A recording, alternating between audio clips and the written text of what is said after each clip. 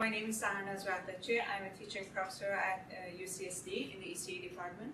Hello everyone, I'm Madhukar. I'm a TA for this course ECE 65.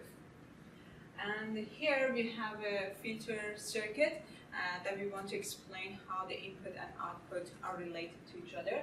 So filter circuits are frequency selective circuits, meaning that the output, both magnitude and the angle or phase of the output, depends on the frequency of the input signal or Vin. So this is a two-port network with R and C as elements. It's a passive filter because all elements are passive elements.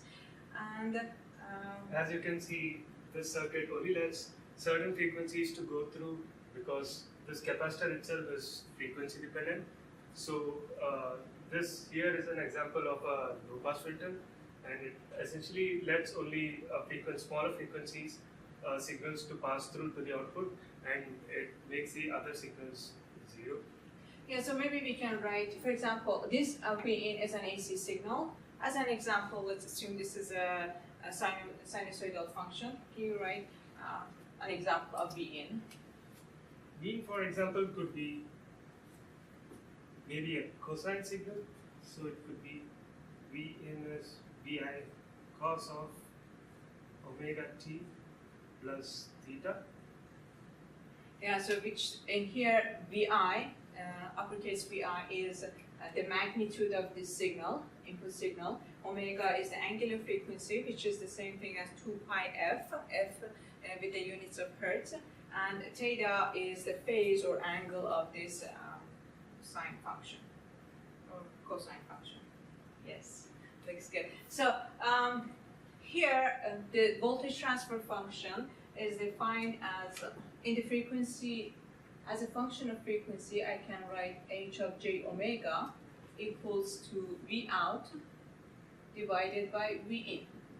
This is the transfer function in the frequency domain. So I show it with h of j omega, and this h of j omega is a complex number.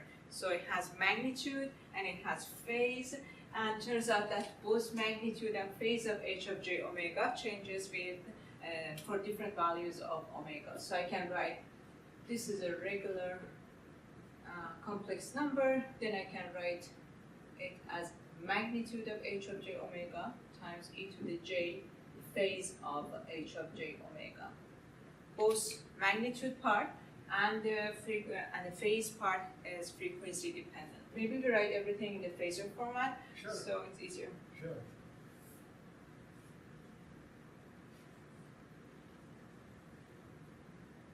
I can write Vin as a complex signal. Mm-hmm. So let's say it has some magnitude mod of Vin or e power j some angle, and let's say my V out itself is also a complex quantity, a signal. So I can say V out is magnitude of V out times e power j angle V out. So now we know this is nothing but a voltage divider. So I can say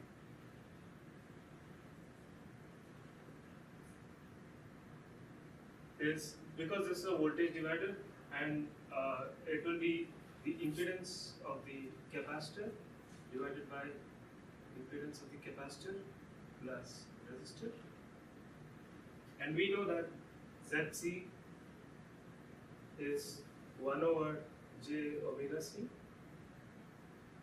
right?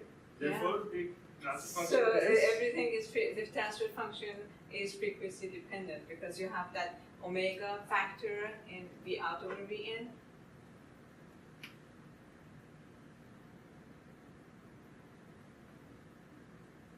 There you go. So this is an example of this is a transfer function of or frequency response of this RC low pass filter, and as you can see, it's just a complex number which has a magnitude obviously and a phase, and both of them are going to be dependent on the value of omega. So maybe we write the value the magnitude of h of j omega equals to what is the numerator equals to 1, the denominator is 1 plus square root of 1 plus omega RC squared. So as you can see, the magnitude is frequency dependent, so depending on the value of omega, the magnitude is going to change. Maybe I write the phase of, so let's rewrite the angle, the magnitude, and the phase of this transfer function, square root of 1 plus omega RC squared. How about the phase? Phase of h of j omega equals to, there is a fractional number, so the phase of this by the angle of h of j omega is the angle of numerator minus angle of the denominator. So the angle of numerator is equal to 0 minus, yes. How about the denominator? Tangent inverse of omega RC divided by 1, which is the same thing as omega RC. So let's plot these two, the magnitude and phase, as a function of omega, and see how it looks for the low pass filter. Found the frequency response of this low pass filter, and we wrote the magnitude of it and the phase of this h of j omega, and we saw that both of them are a function of frequency. So let's give it a try and plot the absolute value of, or magnitude of h of j omega as a function of omega.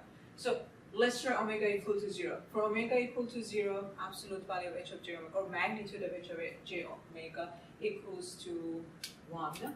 So I'm going to start at 1. And then I see that for large values of omega, or mathematically when omega goes to infinity, this absolute value goes to 0. So I expect to have something like this for the graph of magnitude of h of j omega.